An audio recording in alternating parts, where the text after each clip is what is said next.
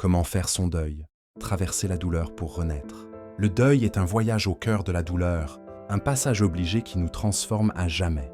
Qu'il s'agisse de la perte d'un être cher, d'une relation, d'un rêve ou d'une part de nous-mêmes, le processus de deuil suit des étapes universelles, tout en restant profondément personnel. Comprendre ce cheminement peut nous aider à traverser cette épreuve avec plus de bienveillance envers nous-mêmes. La première étape est souvent le choc et le déni. Face à la perte, notre psyché met en place des mécanismes de protection. Ce n'est pas possible. Je vais me réveiller de ce cauchemar. Ces pensées sont normales et nécessaires. Elles nous permettent d'absorber la réalité progressivement, à petite dose, pour ne pas être submergés.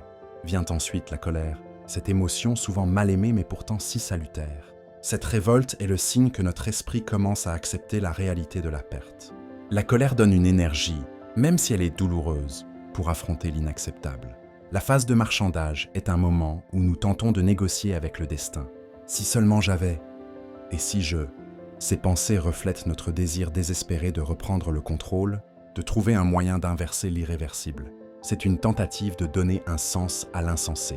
La dépression survient lorsque la réalité de la perte s'installe profondément. Ce n'est pas une maladie, mais une réponse saine à une situation douloureuse. C'est le moment où l'on touche le fond de la tristesse, où l'on prend toute la mesure de ce qui a été perdu. Cette étape est cruciale, car elle permet de véritablement ressentir la peine, plutôt que de la fuir. Enfin, l'acceptation émerge progressivement.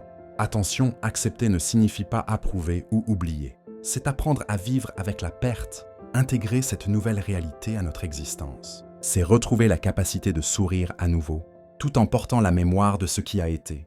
Pour traverser ces étapes, certaines pratiques peuvent vous aider.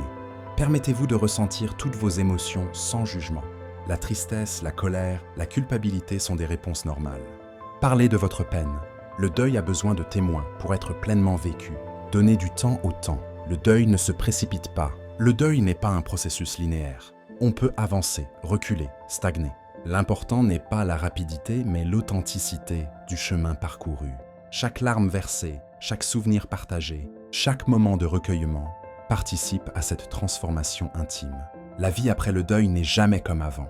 Mais dans cette transformation réside aussi une opportunité, celle de découvrir une nouvelle force en soi, une compassion plus grande, une appréciation plus profonde de la beauté fragile de l'existence. Le deuil, en nous confrontant à la finitude, nous enseigne paradoxalement à mieux vivre.